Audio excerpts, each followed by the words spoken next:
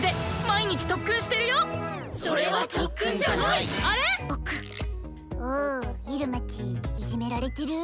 You know, leave it up to Clara to innocently point out the fact that Iruma may be a victim of bullying. Seriously, even when delivering bad news, her one-liners just make my day. Of course, I'm not 100% convinced that's the case, but even by Bachiko's own admission, she's tiptoeing that fine line between absent-minded and child abuse. But I, for one, think there's more to it. Even though she got carried away, in the end, I believe this was a test, an assessment of Iruma's patience, conviction, and determination to see if he's truly worthy to be the student of the undead archer Bachiko Barbatos and master her bloodline ability, 100 Bullseyes. And it makes sense when you think about it, demons are kind of primal. I mean, just look at the entire industry of demi-idols, a position created to help relieve pent-up frustration so demons don't devolve into monsters. So when Bachiko says she has found most demons lacking patience and conviction, I understand. Not only that, I sympathize. Imagine being a master of your craft, so good that even Sullivan recognizes it. Alas, in all the countless times she's tried, she's never been able to successfully pass it on. But I got a sneaking suspicion that Iruma may be the first. Cause let's face it, with the life he's lived, patience is definitely not the one thing Iruma's lacking. Yo, I'm not gonna lie, I'm beyond excited to witness Iruma pull off this bloodline ability, especially given how rare it is. Besides Bachiko, there are only two other demons that know this ability in the Netherworld, the Chief and the President, and the latter actually fought with Furfur and Lady Vapor in that demonic war. First things first, Iruma needs a weapon. Thus, we've come full circle as we return to the magical apparatus Battler. Remember Battler? Demons speak for clubs. Not gonna lie, after Kiryu tried to take out all of Babulus, I kind of forgot that Iruma was even part of a club. Definitely giving Nishi-sensei 2 thumbs up for continuity though. Of course, judging by next week's preview, it looks like Bachiko hasn't been keeping up to date when it comes to the club. So I definitely won't be surprised when Bachiko loses her shit seeing the current state of affairs at the Battler's Inn, i.e. being manned by Schnell. Y'all remember Schnell? The demonic otaku with an Amari fetish? Hell, what better time for a redemption arc, am I right? Now besides the Misfits' impending transformation, which I am ecstatic for, this is like waiting for Toriyama to unveil the next level of Super Saiyan. One thing I like about this training arc so far is that all the Misfits, minus Jazz and Alisair, are still together. I mean, they're still students, they're still going to classes. Their training is merely a result of passing all their teachers' expectations, especially if they intend on living up to the name of the Royal One. But I think what I like most about it is it's showing how close they've actually become. Even if it's someone just to lend an ear or a shoulder to cry on, they can rely on one another. I think that's why I really dig the scene where they swap tales of their torturous training, passing them around like scary stories told at a campfire. But the cherry on top of this perfectly crafted group building session is a display of their own conviction, their own determination, as once again duty calls and the Misfits are there to answer. I love the Misfits. They are such an eclectic group of individuals, yet at the same time just radiate teamwork. And right there, prominently displayed in the epicenter is Iruma. You have to admit, he's a really good influence on the others. So another episode is in the book. And what did we learn? Bachiko is an absent-minded badass who maybe has a crush on Sullivan? Scratch that. Definitely has a crush on Sullivan. Whether it's being dressed as a maid or run ragged as a butler, Iruma is beyond determined to learn from Bachiko. And as far as the other Misfits are concerned, they're giving it all when it comes to training and doing a damn fine job at that. So I'm curious, what did you guys think of this episode? Did you hate it? Did you love it? Do you want some more of it? Well, I do. With all that being said, and more Iruma-kun next week, I honestly cannot wait for future episodes.